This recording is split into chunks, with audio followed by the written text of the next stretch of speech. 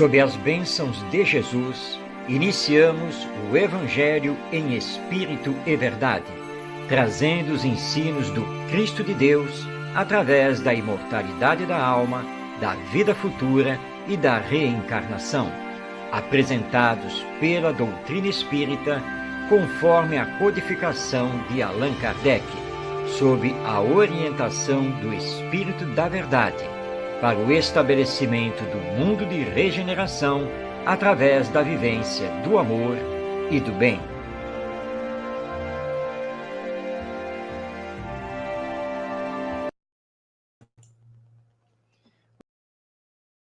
Seja bem-vinda.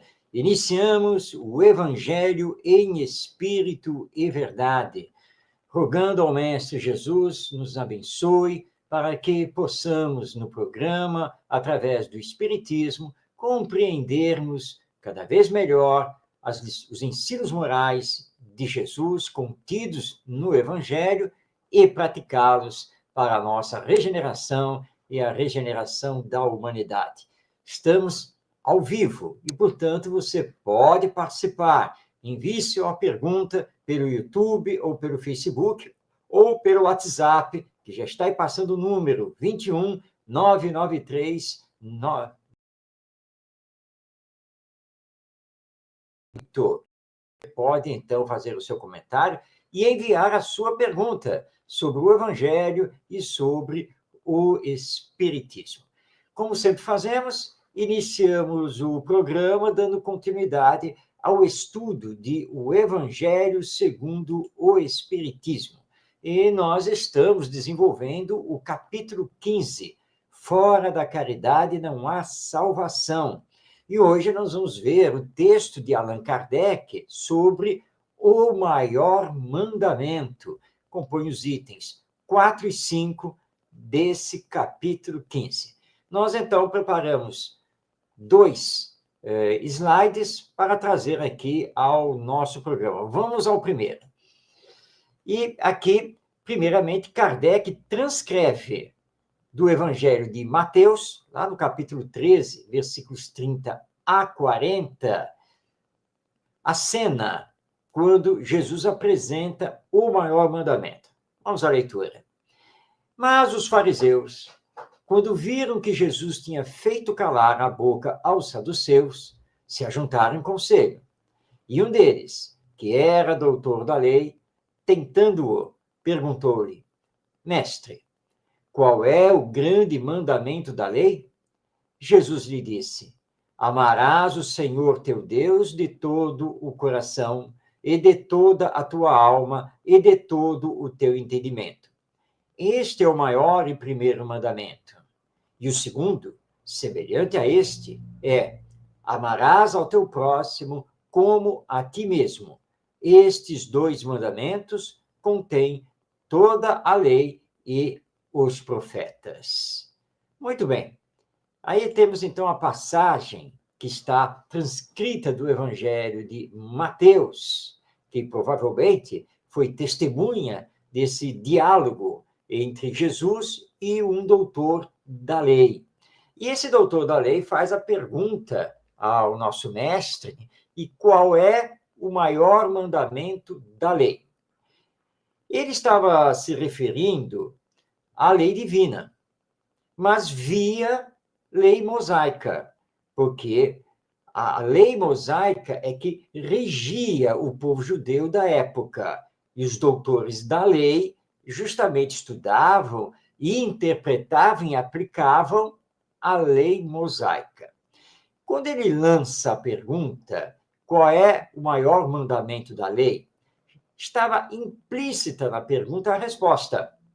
Porque mesmo na lei mosaica, o maior mandamento é o primeiro item dos famosos 10 mandamentos recebidos por Moisés.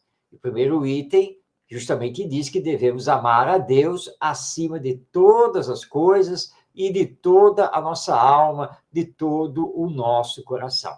Então, Jesus simplesmente repete, esse primeiro mandamento das famosas tábuas dos 10 mandamentos?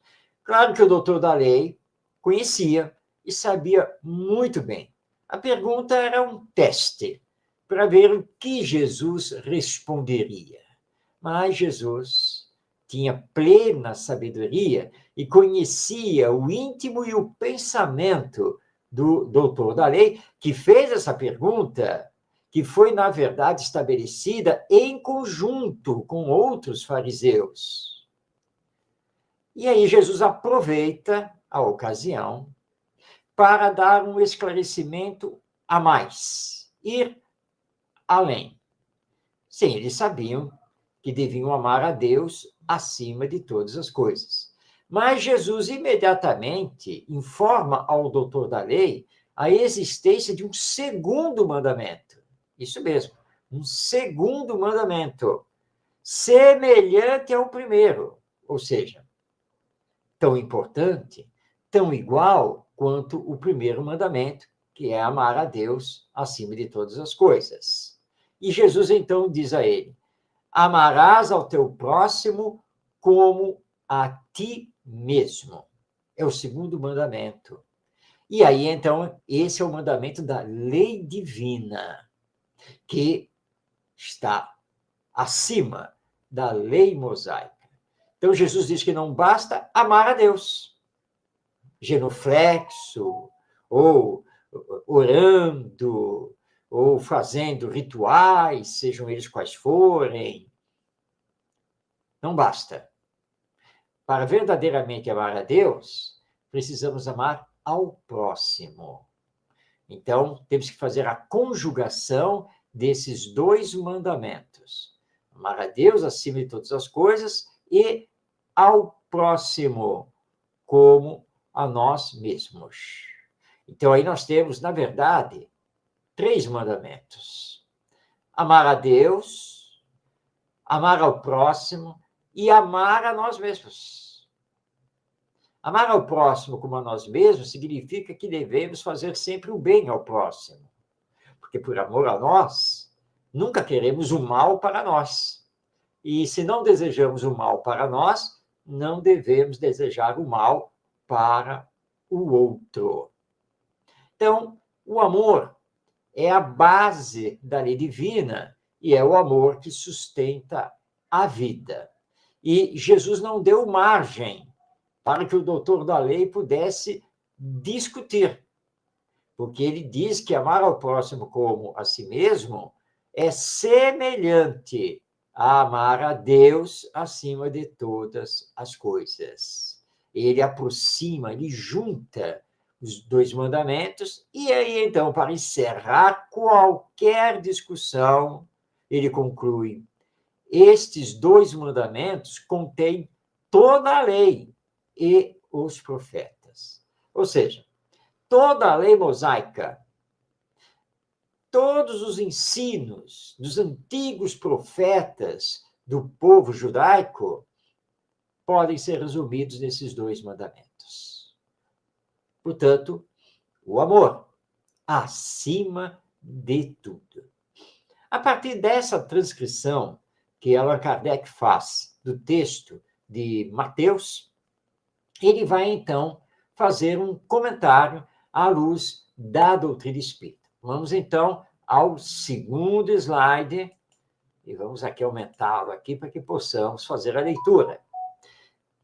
Diz, então, Kardec: caridade e humildade. Esta é a única via de salvação. Egoísmo e orgulho. Esta é a via da perdição.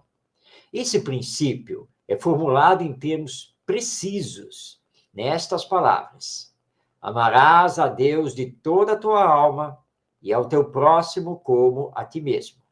Estes 2 pensamentos contêm toda a lei e os profetas.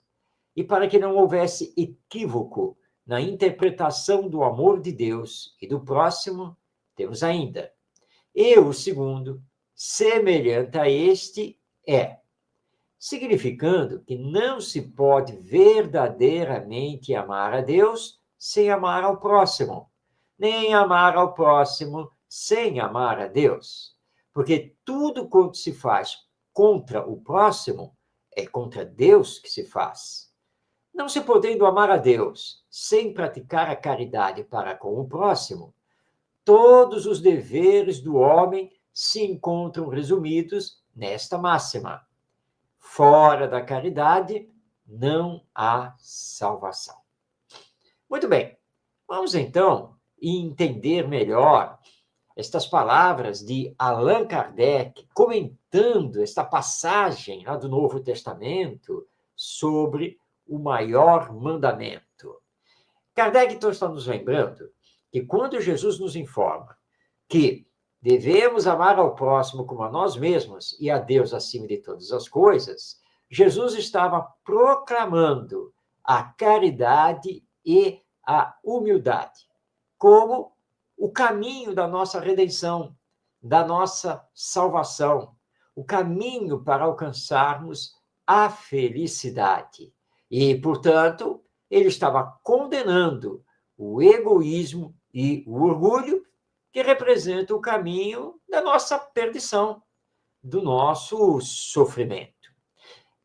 Essas palavras de Jesus devem ter calado muito fundo no doutor da lei, porque Jesus chamava-os de hipócritas, porque eles exteriormente, na frente das pessoas, eles se passavam por virtuosos, mas nos bastidores dos templos e das sinagogas, eles não eram nada disso, do que aparentavam.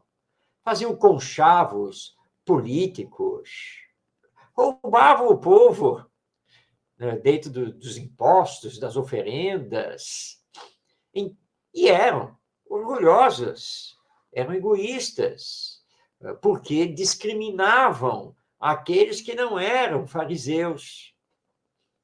Então, o doutor da lei deve ter sentido profundamente a resposta de Jesus, que exalta a caridade e a humildade, e iguala o amor ao próximo ao amor a Deus. E Kardec, então, raciocinando, nos diz que não é possível amar a Deus sem amar ao próximo. E não é possível amar o próximo sem amar a Deus. Todo o bem que fazemos ao próximo é um bem que fazemos a Deus. Todo o mal que fazemos ao próximo é um mal que fazemos a Deus. Ou seja, estamos ferindo a lei divina e haveremos de responder por isso na continuidade da vida. E aí, então, magistralmente, com muita profundidade, Allan Kardec nos entrega o grande lema da doutrina espírita: fora da caridade não há salvação. E aqui nós precisamos compreender, como já estudamos no nosso programa, que quando falamos isso, não estamos nos referindo apenas e tão somente à distribuição de gêneros alimentícios, ou de roupas, de agasalhos. Não estamos falando apenas em manter um hospital, uma casa para idosos e assim por diante. Claro que todas essas coisas, feitas voluntariamente e com todo o amor, representam, sim, a caridade. Mas o Espiritismo nos lembra que a maior caridade é a moral, aquela que esclarece, que consola, que orienta, que reforça a fé, que acende a chama da esperança. Tudo isso é caridade.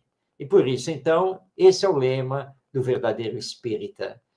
Fora da caridade não há salvação, porque a caridade significa colocar o amor em prática, colocar o amor em ação.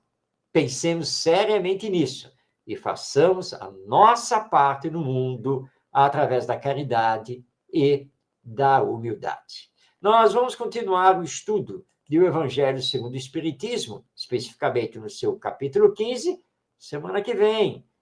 nosso próximo encontro aqui no programa O Evangelho em Espírito e Verdade. Mas agora está na hora de abrirmos o bloco onde trazemos Emmanuel e Chico Xavier. Nesse bloco, nós estudamos as cartas ou epístolas de Paulo de Tarso. E para fazer esse estudo, a contextualização dos textos de Paulo de Tarso, nós estamos nos servindo de Emmanuel, que através do nosso querido médium Chico Xavier, nos trouxe uma coleção de livros, onde ele escreve, explica os versículos das cartas de Paulo de Tarso. É a famosa coleção Fonte Viva, que tem os livros Caminho, Verdade e Vida, Pão Nosso, Vinha de Luz e Fonte Viva.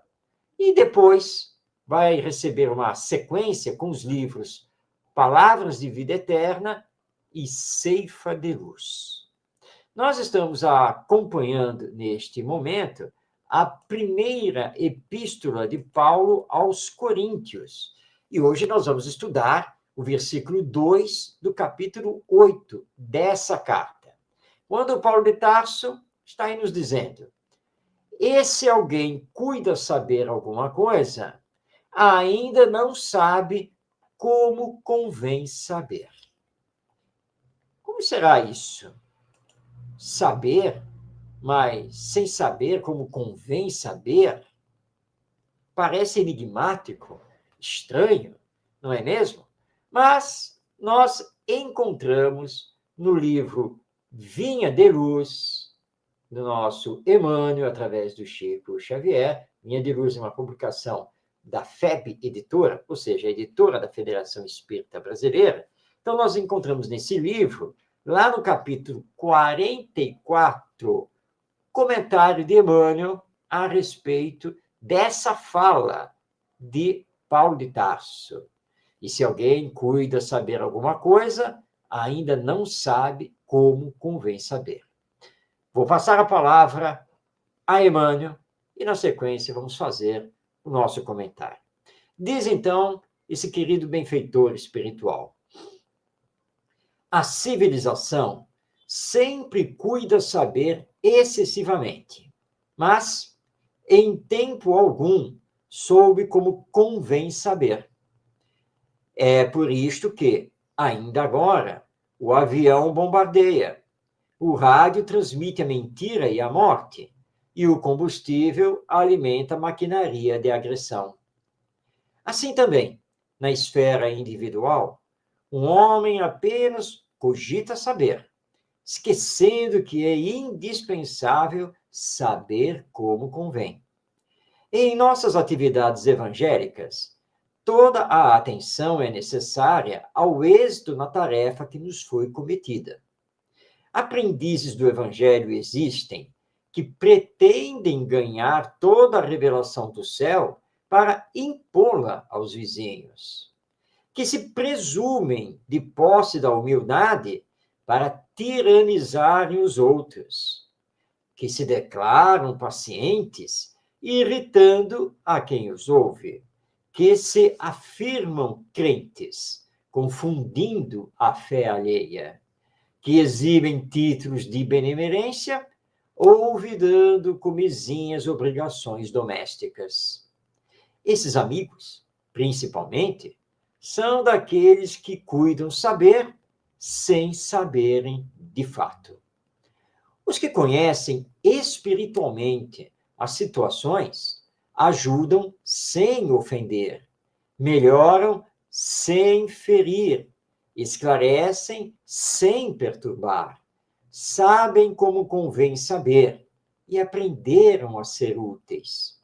Usam o silêncio e a palavra, localizam o bem e o mal, identificam a sombra e a luz e distribuem com todos os dons do Cristo. Informam-se quanto à fonte da eterna sabedoria e ligam-se a ela, como lâmpadas perfeitas ao centro da força.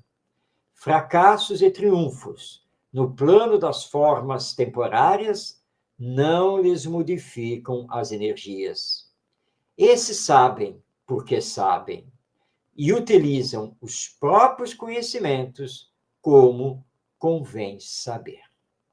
Eis, então, a palavra de Emmanuel, que está aqui no livro Vinha de Luz, capítulo 44, nos falando, então, do que Paulo de Tarso quis dizer.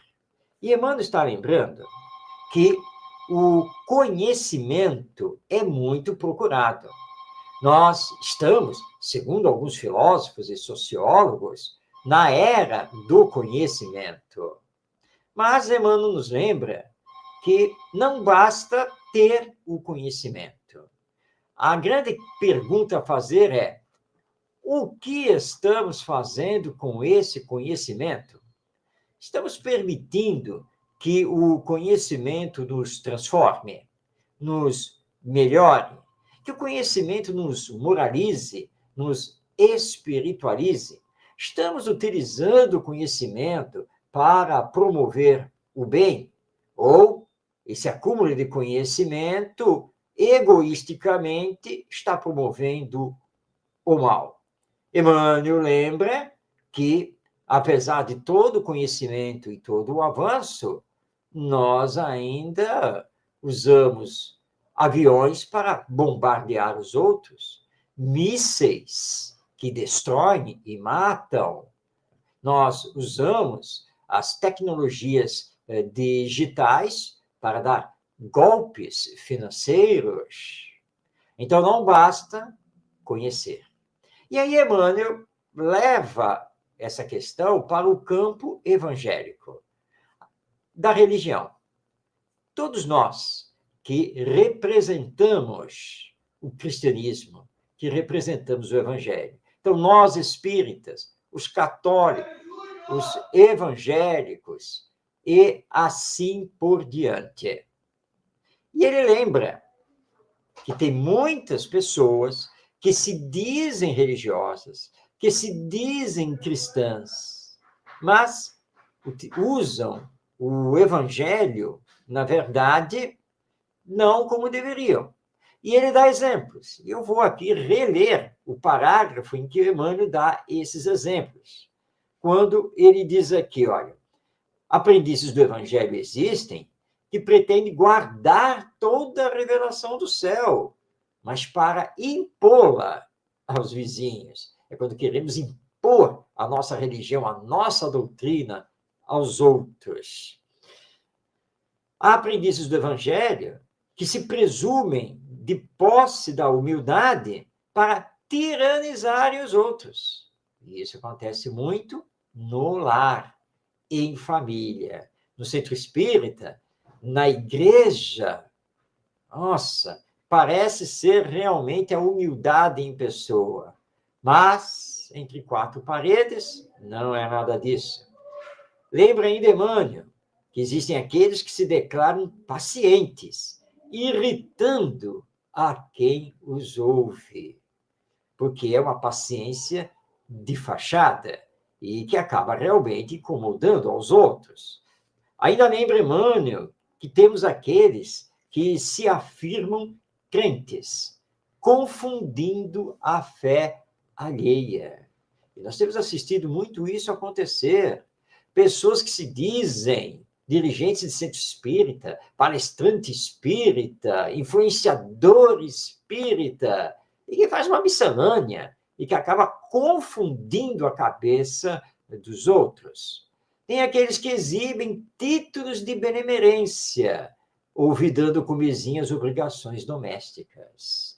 Ou seja, estão lá no centro espírita e atendem as famílias mais necessitadas, orientam, ajudam, mas no dia a dia faltam com a caridade para com os seus familiares, para com os seus vizinhos, e nem sempre estão cumprindo com as suas obrigações. Segundo Emmanuel, eles se encaixam perfeitamente na fala de Paulo de Tarso. Todos esses são aqueles que sabem alguma coisa, mas não sabem como convém saber, porque não sabem utilizar, de fato, o conhecimento do Evangelho. E nós, como nos situamos? Porque aquele que verdadeiramente segue o Evangelho, ele vai se trabalhar para ser paciente, humilde, caridoso, vai combater em si o egoísmo e o orgulho. E diante das provações da existência terrena, nunca perderá a fé nem a esperança, porque sabe que está aqui no mundo em aprendizado e que as provações também são lições a serem aprendidas. E aí Emmanuel encerra o seu comentário que o verdadeiro espírita, que é o verdadeiro cristão, sabe usar tanto o silêncio quanto a palavra, sempre para construir o bem. Sabe identificar o mal, a sombra, mas seguindo sempre a luz do Evangelho. E não se deixa bater por fracassos, mas continua firme na sua senda de amor e caridade. E aí Emmanuel nos diz que esses sabem porque sabem e utilizam os conhecimentos como convém saber, ou seja, edificando sempre, porque essa deve ser a missão de todo cristão, de todo aquele que diz seguir Jesus, que tem Jesus como seu mestre e Senhor. Porque o Evangelho é justamente isso. E então, abraçando o Espiritismo, nós sabemos, porque estudamos, mas sabemos como convém saber? Nós somos verdadeiros espíritas ou ficamos maculando a própria doutrina espírita com os nossos pensamentos, com o nosso querer, com a nossa opinião?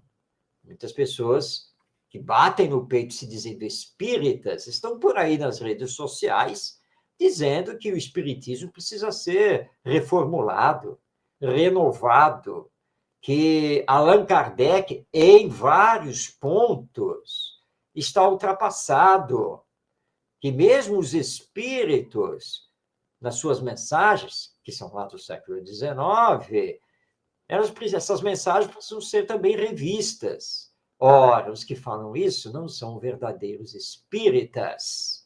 E tem muita gente confundindo a doutrina espírita com ideologias da atualidade, do momento. Mas as ideologias são humanas e passam.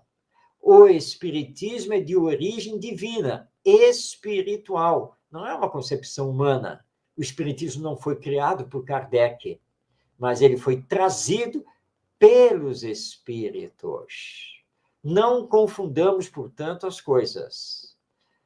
Conheçamos, estudemos, saibamos, mas, cuidado, precisamos saber como convém saber, para praticar o espiritismo e a caridade como eles devem ser, de fato, praticados.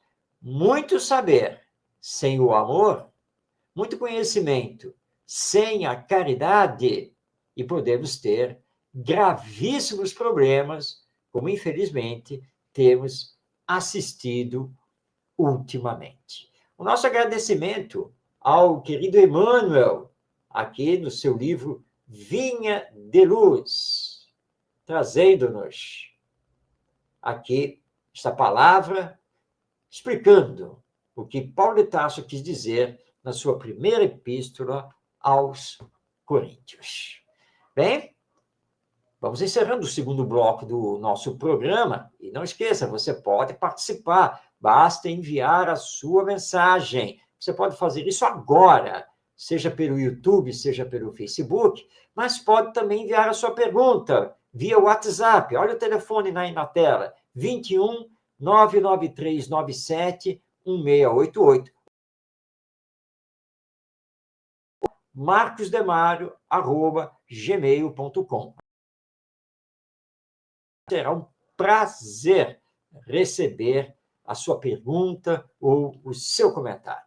Mas agora está na hora das perguntas e respostas. E nós temos recebido perguntas, e graças à internet, vindas de várias partes do nosso Brasil, e hoje, então, nós selecionamos duas. Vamos começar com a pergunta do Rogério Teles, que é de Florianópolis, Santa Catarina. Ele pergunta: as profecias do Antigo Testamento sobre o advento de João Batista e de Jesus podem ser consideradas atos mediúnicos? Meu caro Rogério, não temos nenhuma dúvida em relação a isso, porque os profetas do Antigo Testamento, os profetas do povo judeu, eram médiums, nada mais do que isso.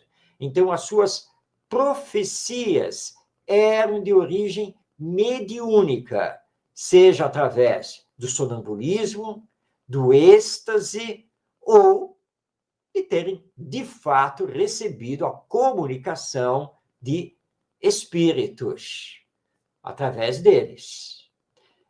Tanto que, ao profetizarem a vinda de João Batista, que seria o Elias, que haveria de nascer de novo, e a vinda de Jesus, o Messias, eles acertaram.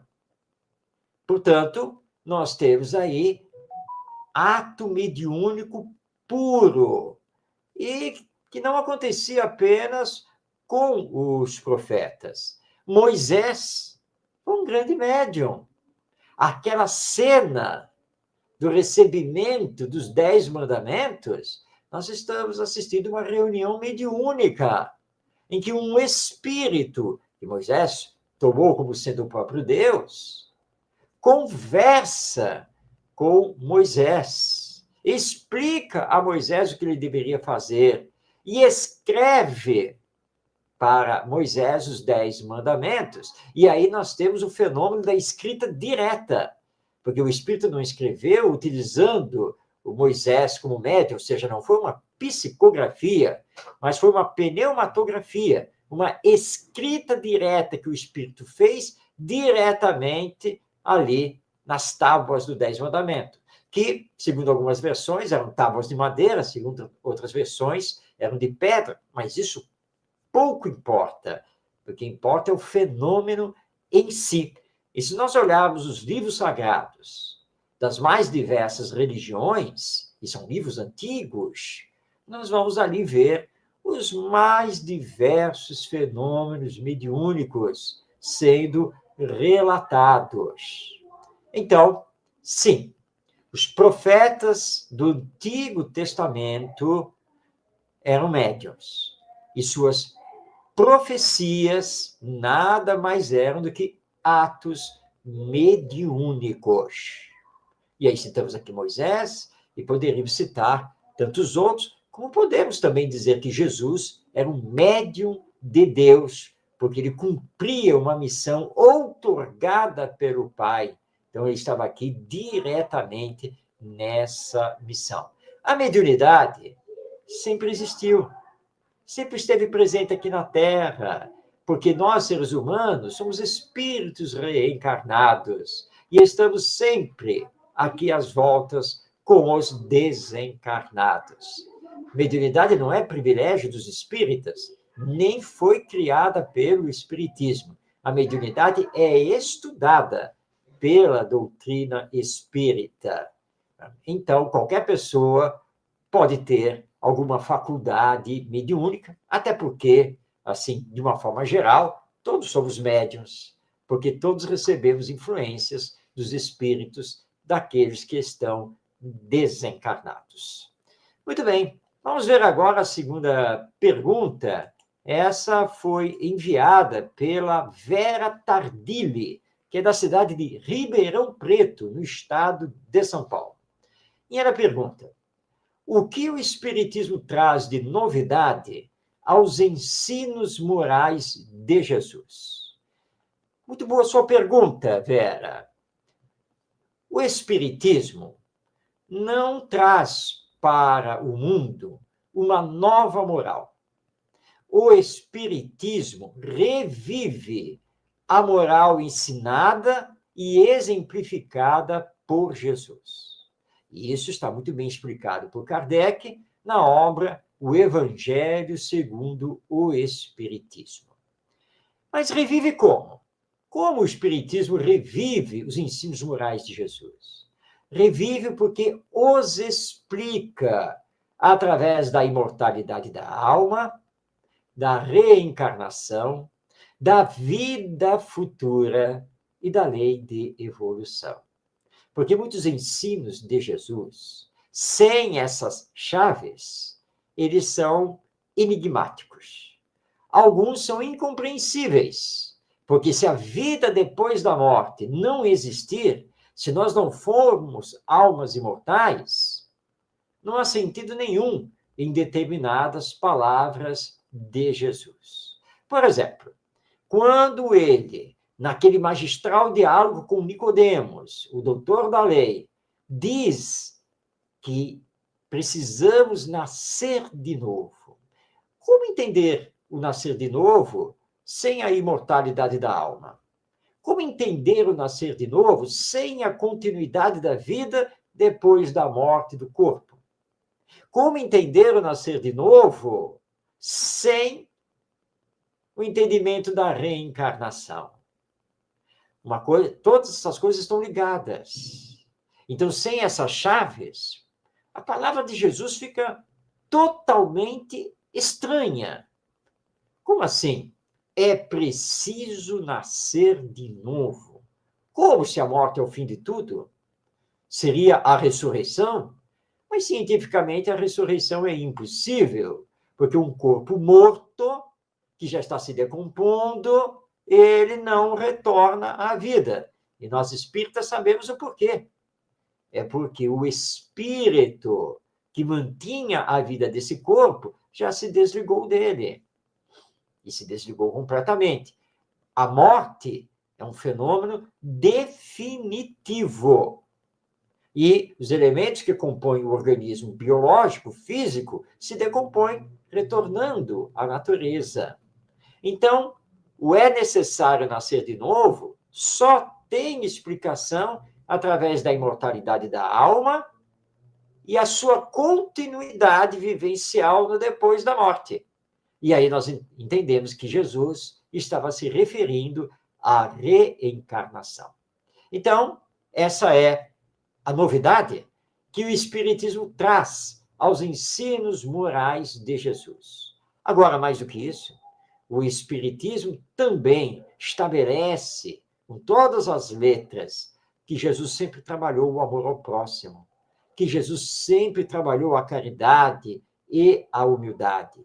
E por isso o Espiritismo estabelece o Evangelho como roteiro de luz para a nossa vida, para a nossa regeneração, para o nosso progresso moral e espiritual. Então, o Espiritismo não veio trazer novos ensinos em torno do Evangelho, mas veio esclarecer o Evangelho através dos seus princípios básicos. Deus, a imortalidade da alma, a comunicabilidade entre as duas dimensões da vida, a material e a espiritual, é a lei de evolução, onde está implícito a reencarnação e também o livre-arbítrio. Então, o Espiritismo traz de volta o Evangelho em espírito e verdade. E daí o título do nosso programa, o Evangelho em espírito e verdade. Você pode fazer como fez a Vera e como fez também o Rogério e enviar aqui para nós a sua pergunta. Não fique com dúvida. Envie sua pergunta e participe do nosso programa. E agora nós vamos passar a palavra a José Herculano Pires. Nós sempre encerramos o programa trazendo, então, o áudio do Herculano Pires, comentando uma passagem do Evangelho. Esse áudio é do programa No Limiar do Amanhã, que ele manteve lá pela Rádio Mulher em São Paulo até o ano de 1974. Lembrando que Herculano Pires desencarnou em 1979. Vamos perder tempo. Vamos passar a palavra a José Herculano Pires. Em espírito e verdade. Não se apegue à letra que mata. Busque o espírito que vivifica. Leremos hoje a descrição de Lucas sobre o nascimento de Jesus, que figura no capítulo 2 do Evangelho de Lucas, versículos 1 a 19. Naqueles dias foi expedido um decreto de César Augusto para que todo o mundo fosse recenseado. Este foi o primeiro recenseamento que se fez no tempo em que Quirínio era governador da Síria.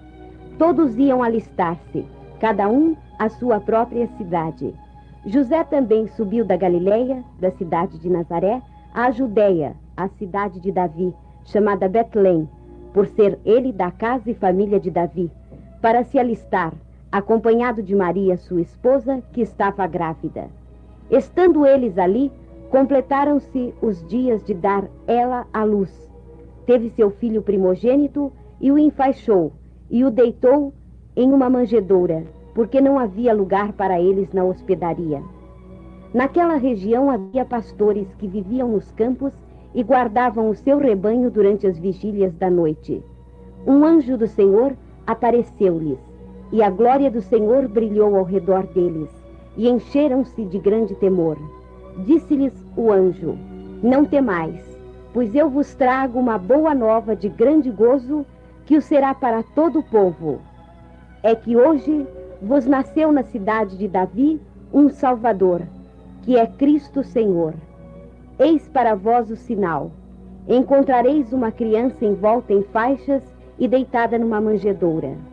De repente apareceu com um anjo uma multidão da milícia celestial, louvando a Deus e dizendo: glória a Deus nas maiores alturas, e paz na terra entre os homens a quem ele quer bem.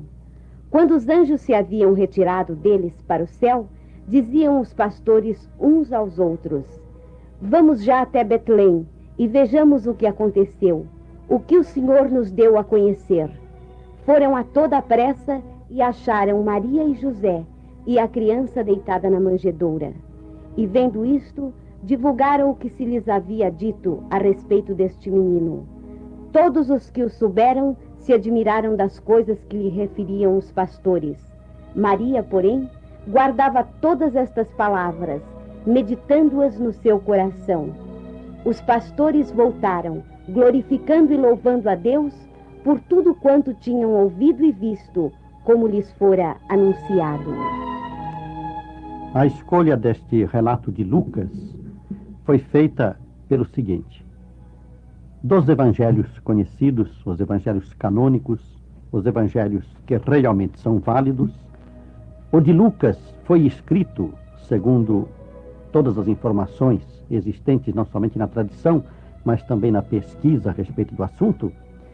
O de Lucas foi escrito não baseado somente nas informações dos outros evangelhos ou naquilo que se dizia no meio cristão, mas particularmente nas informações diretas que ele, Lucas, foi obter de Maria em Éfeso. Maria, mãe de Jesus, como nós sabemos, depois da crucificação e da morte do Senhor, ela ficou aos cuidados do apóstolo João. Todos nós sabemos daquele episódio do Evangelho em que Jesus entrega Maria aos cuidados de João. João foi morar em Éfeso. E em Éfeso, na Ásia, ele se estabeleceu com uma escola que, como nós sabemos, foi de grande importância para o cristianismo. Uma escola em que desenvolvia o ensino evangélico e preparava as criaturas para o exercício da pregação, ou seja, para o ministério da palavra, como se diria mais tarde.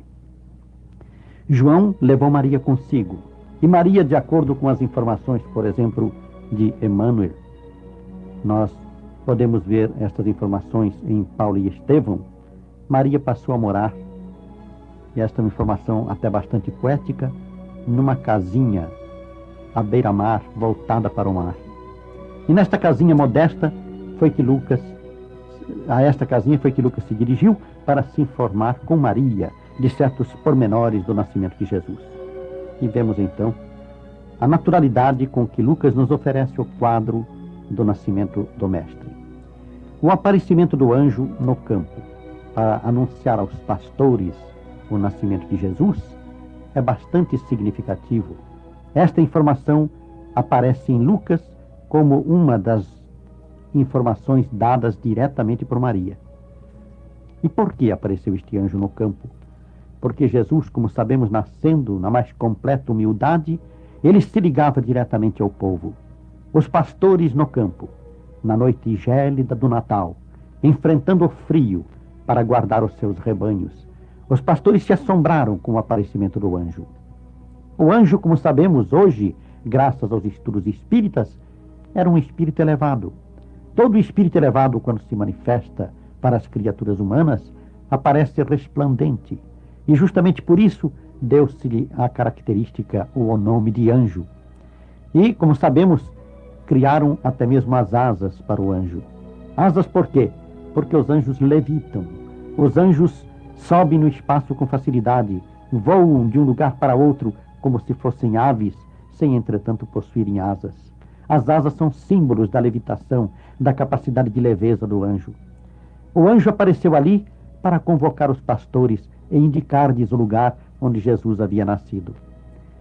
Reunindo este dado com o dado do Evangelho de Mateus referente aos Reis Magos, nós vemos que o nascimento de Jesus foi comunicado ao mesmo tempo a duas classes de pessoas: as criaturas humildes que viviam do seu trabalho, dedicando-se ao cumprimento dos seus deveres na terra, distantes de todas as ilusões e tolices da política mundana e de todas as disputas inúteis dos homens, ganhando o pão humildemente com o suor do seu rosto, enfrentando as noites gélidas de inverno para o sustento de suas famílias.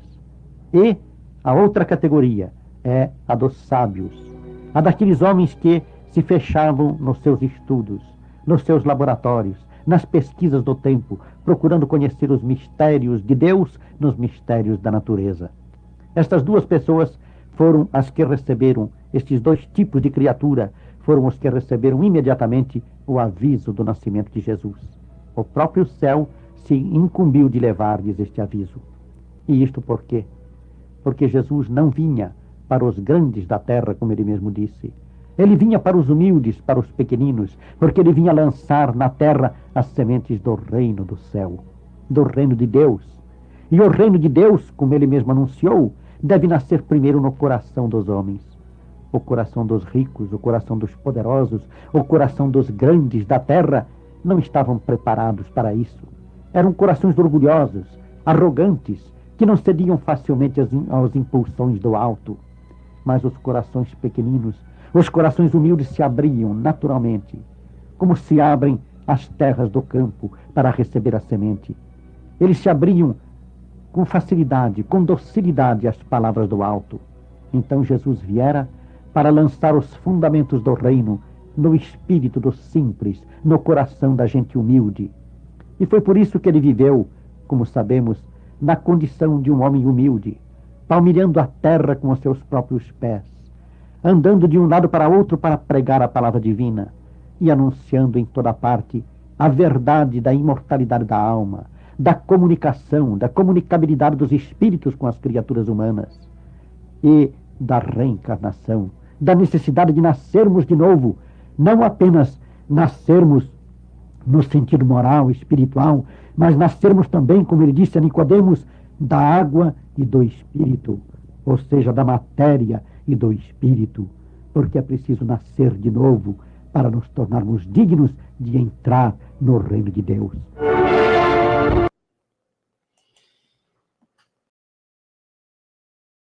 tivemos a palavra de José Herculano Pires, nos falando de mais um trecho do Novo Testamento, desta vez retirado do Evangelho de Lucas. É uma palavra sempre abalizada, firme, e aqueles que conheceram Herculano Pires sabem que ele era um grande estudioso, defensor do Evangelho e da doutrina espírita. E é com muita alegria e com muito prazer que encerramos o nosso programa, sempre trazendo a palavra de Herculano Pires, num áudio direto, com a sua voz ali, ele no programa No Limiar do Amanhã, lá da década de 1970. Nosso muito obrigado a José Herculano Pires e também a você. Você que nos acompanha semanalmente, você que divulga o programa O Evangelho em Espírito e Verdade, que vai ao ar toda quinta-feira, às 5 da tarde, pela web rádio Cristo Consolador. Mas você pode assistir o vídeo do programa. Aliás, todos os vídeos de todos os programas, todas as edições, no YouTube. Você acessa o canal da web rádio Cristo Consolador ou o canal Orientação Espírita. E você poderá, então, assistir o nosso programa a qualquer dia e a qualquer hora. Muito obrigado pela sua companhia. Jesus lhe abençoe. Paz na sua vida. E até semana que vem, em mais uma edição de O Evangelho em Espírito e Verdade.